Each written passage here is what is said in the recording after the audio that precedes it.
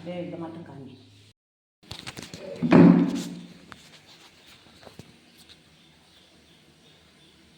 Welcome to VS fame channel. VS fame channel subscriber பண்ணாதவங்க subscriber பண்ணிக்கோங்க. கூடவே இருக்கிற பெல் பட்டனை கிளிக் பண்ணிக்கோங்க. இன்றைக்கி வந்து பெரண்டை ஊருக்கு அரைக்கிறதுக்கு பெரண்டை பறிச்சுன்னு வந்தாங்க பாருங்க. இந்த மாதிரி ரெண்டு கணுவு தான் இருக்கணும். நம்ம பெரண்டை ஒடிக்கும்போது இது மாதிரி 2 கணுவு தான் இருக்கணும். இதில் நரம்பு இருக்கும் பாருங்கள், இதை எடுத்துடணும். இதை எடுத்துட்டு தான் அந்த முத்தனை பெரண்டே இருக்கக்கூடாது. அந்த முதல்ல இருக்குது பாருங்கள் 2 கனவு, அது மட்டும்தான் நம்ம ஒடிச்சிக்கணும். முத்தனை பெரண்டே இருக்கக்கூடாது. அந்த முத்தனை பெரண்டை எடுத்தோம்னா அதெல்லாம் அது ஒரு நம்மனு நம்மளை தொல்லை கொடுக்கும். அதனால தான் அதை எடுக்கக்கூடாது. இந்த பெரண்டையில் எலும்புக்கு அவ்வளோ வலுவாக. அடுத்தது வந்து பசியை தூண்டக்கூடிய ஒரு பெருமை இதுக்கு. பசியை நல்லா தூண்டும். இப்போ உடம்பு சரியில்லை ஒருத்தவங்க நம்ம வீட்டில் அவங்க பசிக்கவே மாட்டேங்குதுன்னு சொல்கிறாங்க. அவங்களுக்கு இது மாதிரி பெரண்டை எடுத்தாந்து நம்ம ஊருக்கு அரைச்சி கொடுத்தோம்னா, துவையில் அரைச்சி கொடுத்தாலே போதும் அவங்களுக்கு. இந்த பெரண்டையில் அதை சாப்பிட்டாங்கன்னா நிறையா பசி எடுக்கும். அதுக்கு தேவையான பொருள் இப்போ நம்மளுக்கு காரத்துக்கு தகுந்த மாதிரி நான் ஒரு 8 மிளகா எடுத்துருக்குறேன். காஞ்ச மிளகா, எள், இதுக்கு முக்கியமாக கருப்பு எள் தான். இந்த எள்ளை வறுத்து பெரண்டை கூட சேர்க்கும்போது தெருவே மணக்குங்க. பெரண்டை வாசனை அந்த எள் வாசனையும் சேர்ந்து வரும் வாசனை. அது ஒரு வாசனை வரும். இந்த மாதிரி நீங்கள் இந்த கருப்பு எண்ணெய் வச்சு அரைச்சி ஊருக்கு அரைச்சி நீங்கள் பாருங்கள். அந்த வாசனை வந்த பிறகு கூட எனக்கு சப்ஸ்கிரைபர் பண்ணுங்கள். அப்படி ஒரு வாசனை வரும். இப்போ அதுக்கு பூண்டு நிறையா எடுத்துக்கணும். இஞ்சி குறைவாக எடுத்துக்கணும். இதுக்கு தேவையான புளி ஒரு 50 கிராம் புளி. இது தாங்க உப்பு, எண்ணெய். இப்போ இதை நம்ம வதக்கணும்.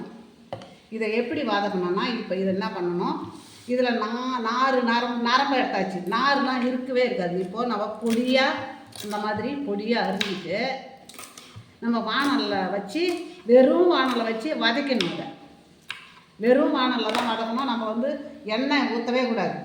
இந்த மிளகா, எள் வறுத்துக்கணும். எள்ளும் வெறும் வானலில் வறுத்துக்கணும். இந்த மிளகாயை கொஞ்சமாக எண்ணெய் ஊற்றி வறுத்துக்கணும்.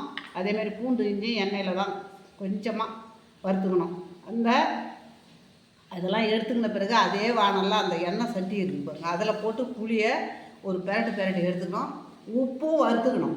உப்பை வறுத்து நம்ம ஊறுக்காய் செய்யும்போது, இந்த துவையல் செய்யும்போது கெடவே கெடாது. நம்ம எத்தனை நாளைக்கு வேணாலும் வச்சுக்கின்னு சாப்பிட்லாம். அந்த உப்பு வறுத்து தான் செய்யணும்.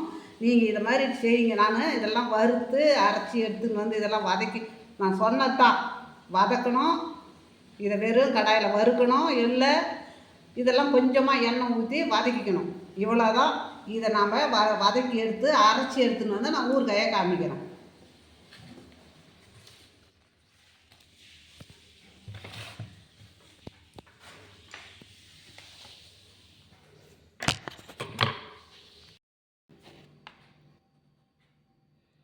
இப்போ வதக்கிட்டேன் பாருங்கள்.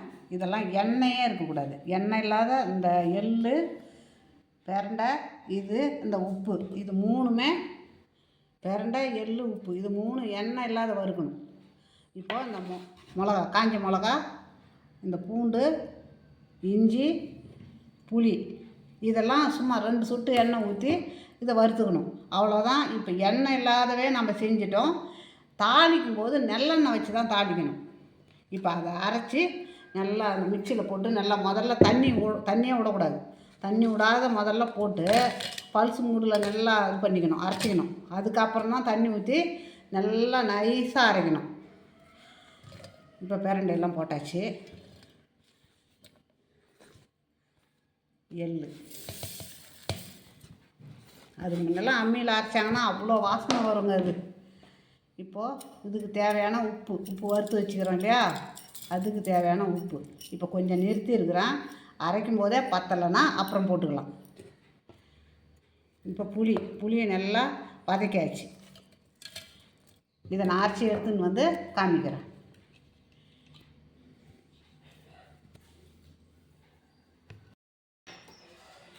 பாருங்கள் எவ்வளோ நைஸாக அரைச்சிட்டேன் பாருங்கள். இப்போது நல்லெண்ணெய் தான் ஊற்றிக்கணும். நம்மளுக்கு பெரண்டை ஃப்ரெஷ்ஷாக கிடைக்கிற பெரண்டை தாங்க அது பண்ணணும். நல்லெண்ணெய் ஓரளவுக்கு நம்ம ஊற்றிக்கணும். நம்மளுக்கு ஒரு அளவு இருக்குது. அதே மாதிரி இப்போது எள், இதுக்கு தேவையான பூண்டு, எள் தான் அளவாக எடுத்துருக்குறோம். புளி எடுத்துருக்குறோம். அதெல்லாம் நம்ம பெரண்டை எந்த அளவுக்கு இருக்குதோ அந்த அளவுக்கு நம்மளுக்கு ஒரு அளவு தெரியும். அந்த அளவு பிரகாரம் நீங்கள் எடுத்துக்கினாலே போதும். இவ்வளோன்னு இதுக்கு அளவு கிடையாது. நம்ம கையில் எவ்வளோ பிரண்டை இருக்குதோ அதுக்கு தகுந்த மாதிரி நம்ம எடுத்துக்கினா போதும். அந்த கதவு தர யார் சாப்பிடப்படுது? நீயே தான் இருக்க. நானும் அங்கே போனேன். நடப்போ திறந்து இருக்குதே, நானே தாப்ப போட்டுருவேன். நேற்று எல்லாம் போயிட்டு தண்ணி நடக்குதுங்க. நான் வந்து பார்க்கும்போது வீட்டில் இருக்கும்போது தாப்பாடு போட்டுருவீங்க. நான் எங்கே போனால் அங்கே தான் இருந்தாங்க எல்லாம்.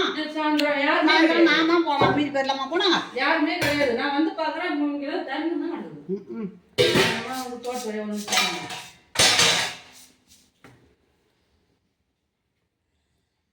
இப்போ எண்ணெய் ஊற்றி வச்சு கடுகு போட்டுக்கலாம்.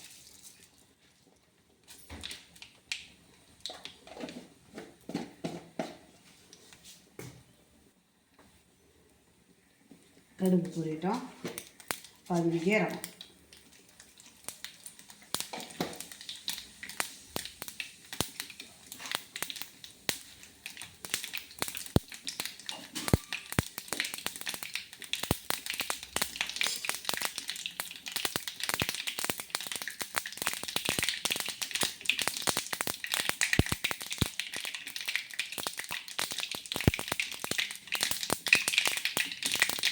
கடுகு நல்லா பொரியணும்.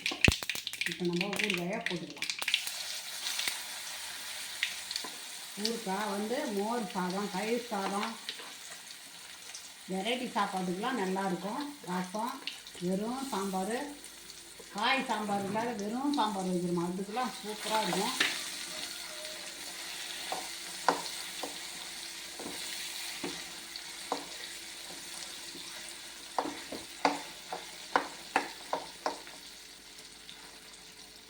ரொம்ப சிம்மில் வச்சுட்டு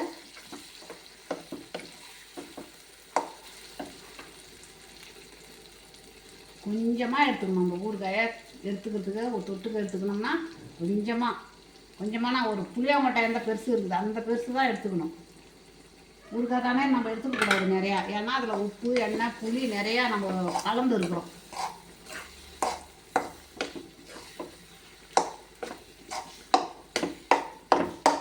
வெறும் சாதத்துக்கு கூட நல்லா இருக்குங்க.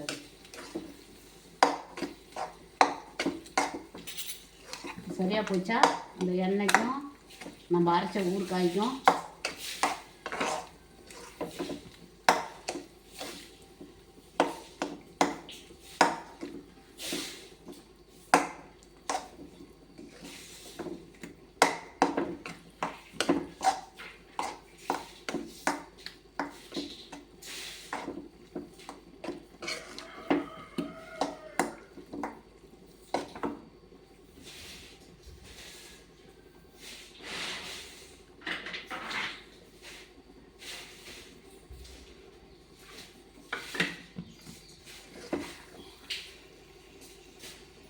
இப்போ பிரண்டை ஊறுகாய்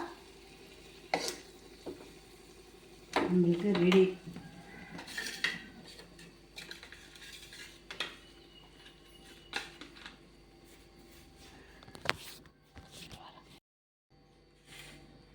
பிரண்டை ஊறுகாய் ரெடி ஆகிடுதுங்க. நீங்கள் இதே மாதிரி செய்து பாருங்கள். உங்களுக்கு பிடிச்சிருந்ததுன்னா எனக்கு லைக் பண்ணுங்கள், கமெண்ட் பண்ணுங்கள், சப்ஸ்கிரைப் பண்ணுங்கள்.